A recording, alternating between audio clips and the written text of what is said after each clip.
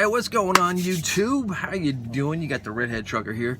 Wanted to do a quick little video on a question that I seem to get fairly often from people that are coming over to May Trucking Company. They just got their CDL, and this goes for just about any company you're going with. If you're getting your CDL and you're about to get your first job as a truck driver, as a professional driver, OTR. So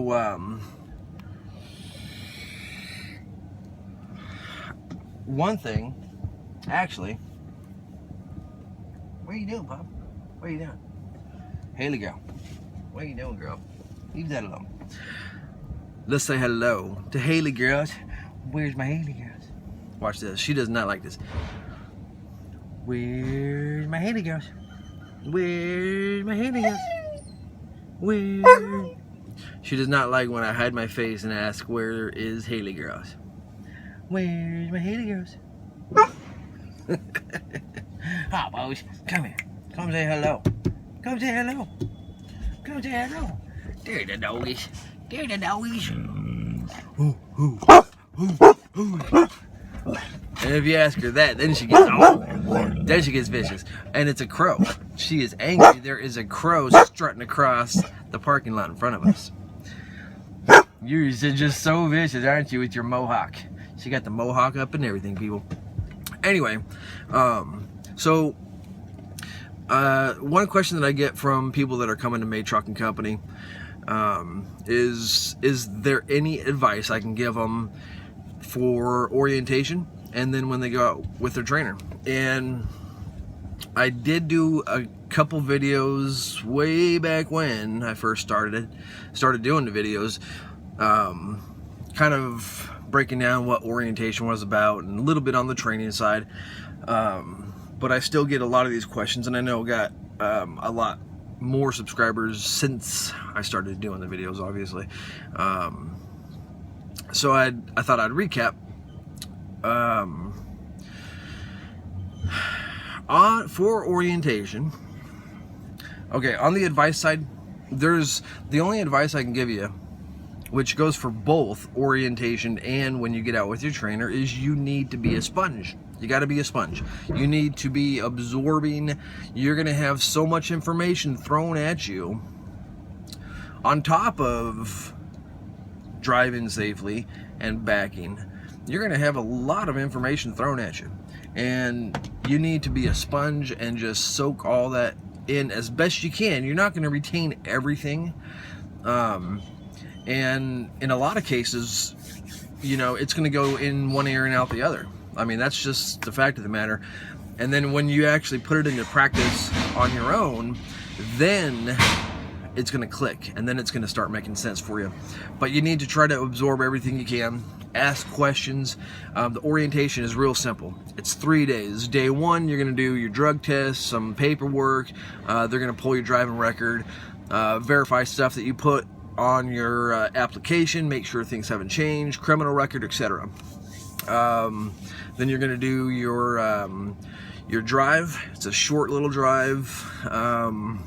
Takes, I mean, maybe 20 minutes per person, something like that. And then you'll come back to the yard. You'll do the skills course. Skills course is real simple. It's a horseshoe, and I think 2 or 3 different slots that you need to maneuver into. Sometimes they'll put a cone that you need to back around the cone. They'll put the cone kind of like behind your trailer, and you need to back that trailer around that cone and then into the slot. The horseshoe is simple. They want to see that you can maneuver that tractor and trailer around without taking out the inside corner of the cones, which in the real world is going to be somebody's bumper. The backing, you know, you're going to get kind of a crash course when you go to CDL school.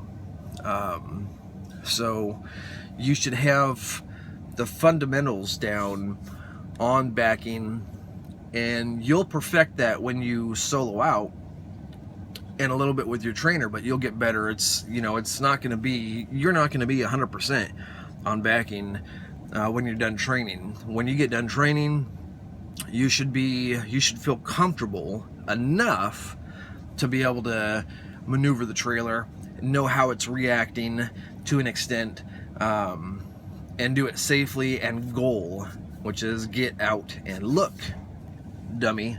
They should add a D, gold. But because a lot of people don't do that. They let their pride get in the way, and they don't want to get out and look silly because they're actually making sure they're safe. You know, they're not going to hit anything, but you need to take that time to do that. Get your vitamins, people. Don't forget your vitamins. So, anyway, back to the orientation side. That's day one. Usually, day one, not even a full day. When I did orientation at May, it was pretty much a half a day. That's about all you did for that day. And then you go back to the hotel, come back. Day two is paperwork, learning, chaining, reading, paying attention, couple short videos. Day three gets even more monotonous because it's just a lot of more reading and trying to learn stuff, try to absorb. They'll kind of touch on the Qualcomm. That's one of the things that on orientation they'll kind of give a brief rundown, but that's going to go in one ear and out the other. Like I said, some of the stuff will, and it's not going to make sense and click until you're either out with your trainer or, you know, you even solo out. But you still need to try to pay attention, ask questions, get the best understanding that you can. And that's about it on the orientation side. So advice for orientation is come prepared to learn, be a sponge, ask questions, participate. That's about it. That's really about it in a nutshell. The training side, is going to, and then right between orientation and training, I get a question a few times on how long do you normally wait after orientation to actually get out with your trainer. Now that really depends on, there's a number of factors. They're going to ask you in orientation three questions. They're going to give you a sheet of paper, and you're going to answer these three things. Number one, how soon after orientation are you ready? My apologies, people. You know, I forgot to clear out some of the unused space, and I ran out of memory, because I delete things and then I forget to actually completely delete it, stuff that I don't need anymore. And damn, if a certain individual by the initials of Mr. TRB, he's gonna give me all kinds of shit for that one, because we kind of been going back and forth on certain equipment that we use. Anyway, back to what I was saying. Three things. So how soon are you going to be ready to go out with your trainer? Now, I know people in my class, you know, somebody said, you know, 2 days, somebody was 3, somebody was a week. You know, I think you should be coming to orientation ready to go out with your trainer. Now, is it guaranteed you're going to? No, it's not. That's, like I said, dependent on a number of factors. But you should come ready to go. There shouldn't be something that you need to go home for a week or a few days or something like that. You should just, you know, you're coming here to do a job, so come prepared to do the job and get out and start it. Anyway, on mine, I put as soon as possible. I put ASAP. The other question was, are you okay with a smoker? Do you need a non-smoker or a smoker? Now, if you say you need a non-smoker, I'll tell you right now, that's gonna reduce the pool of trainers considerably, really, because there's actually, unfortunately, there's more smokers that are trainers than non-smokers. If you can stand it and you're gung-ho and you want to get out and do it, then you know, say you're okay with the smoker, and hopefully you don't get one that anyway. And then the other thing was pets. Are you okay with pets? I put on mine, I put no cats. I just didn't want to be in a truck with a cat.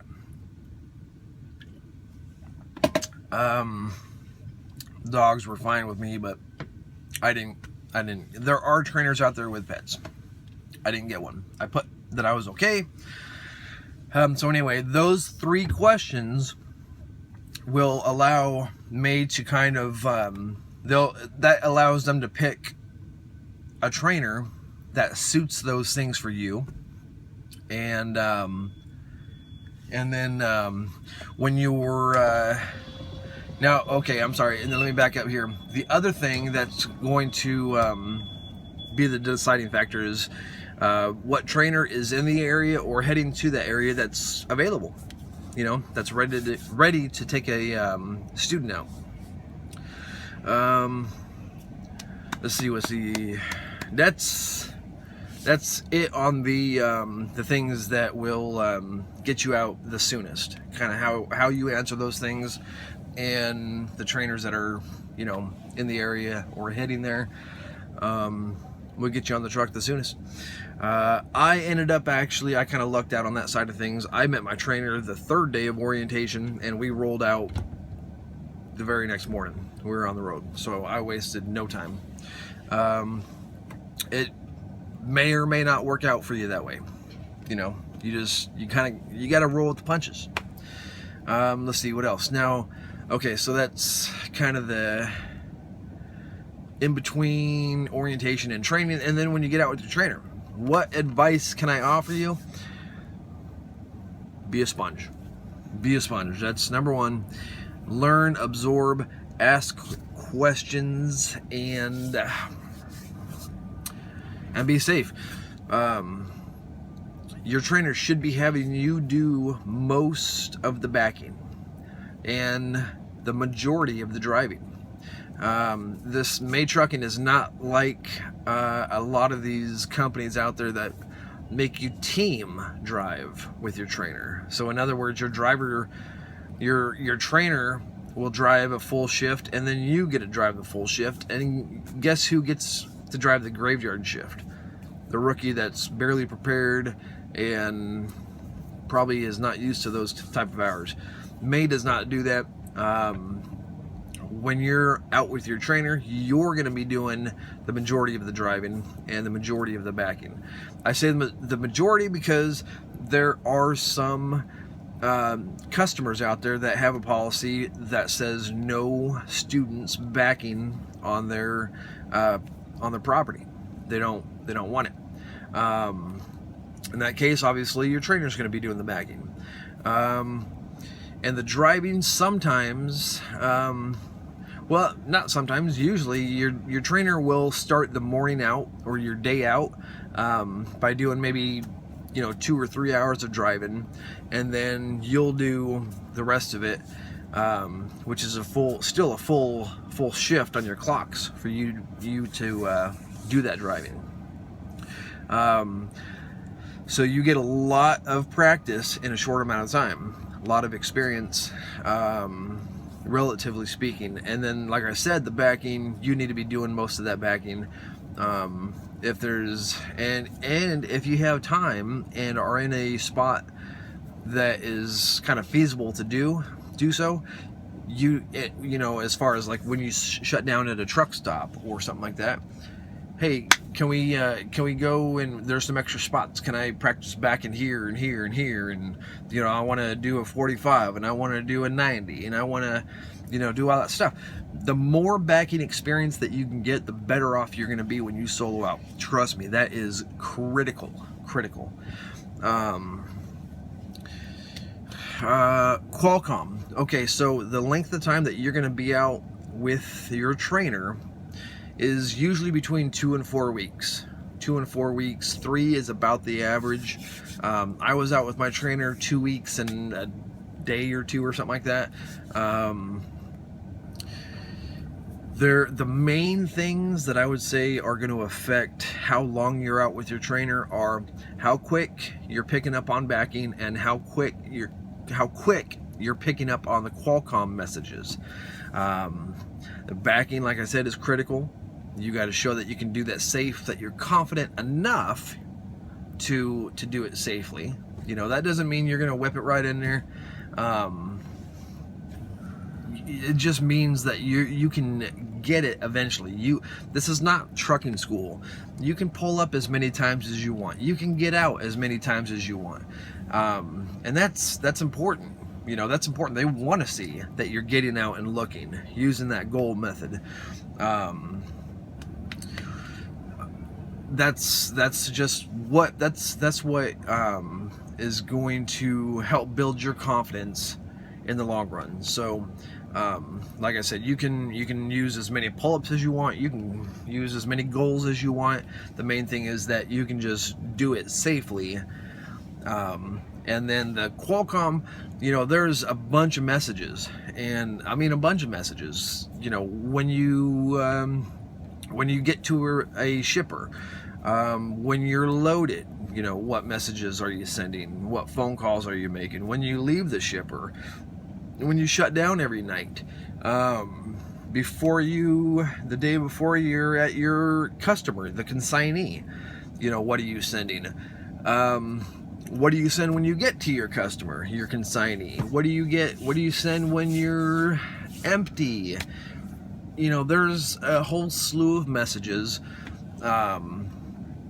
You don't need to memorize them, but you need to have a good understanding of the process.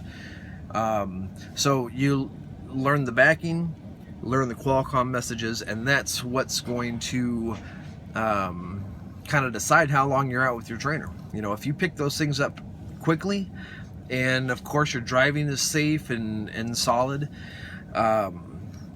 then you probably won't be out as long as other people. You know, you might be on the between 2 and 3 week side, whereas somebody, if they're not really catching on to the Qualcomm messages or they're really struggling with backing, they might be out 4 weeks. You know,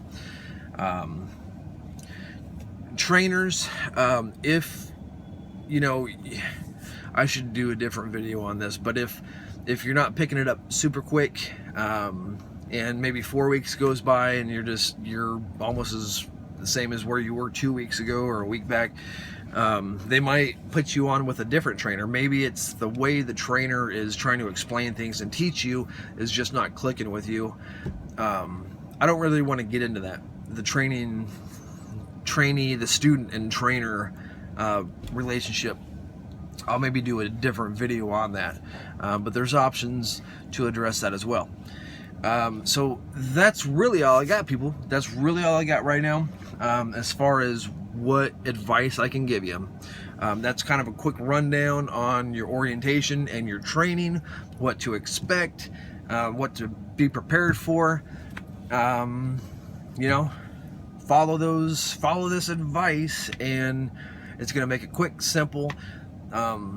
Really, as people get really kind of nervous, and I can understand it, you know, understandably so, but it's really, you know, just take a deep breath, calm down. It's not, it's orientation, nothing. All right, just forget that. You know, people hear skills course and the road test, and you got your CDL already. Okay, you already did this in CDL school. Okay, so if you did that in CDL school and you passed, you can pass all this stuff on day 1 of orientation. Piece of cake.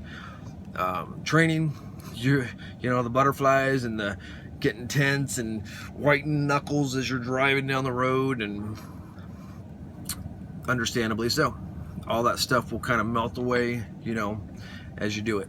So just be safe out there. I hope this helps for anybody. You know, subscribe. If you don't subscribe already, people, you're missing out on the adventures of the Redhead Trucker. Facebook, come find me on Facebook. The Redhead. Let's see what else. Subscribe, share, thumbs up, thumbs down, whatever. You know, that's all the stuff is primarily pointed at May Trucking Company. I've been here, what, 8 months? A little over 8 months, something like that. Yeah, a little over 8 months. And I like it. It's good company. It's good company. And I got something floating around in my eyeball. So, you guys have a good one. Watch for the other videos. I got other videos that are going to be popping out. Questions, comments, put them all below. If you got suggestions on stuff as far as videos, let me know. And I'll try to get to it. You guys have a good one. And I'll catch up with you later.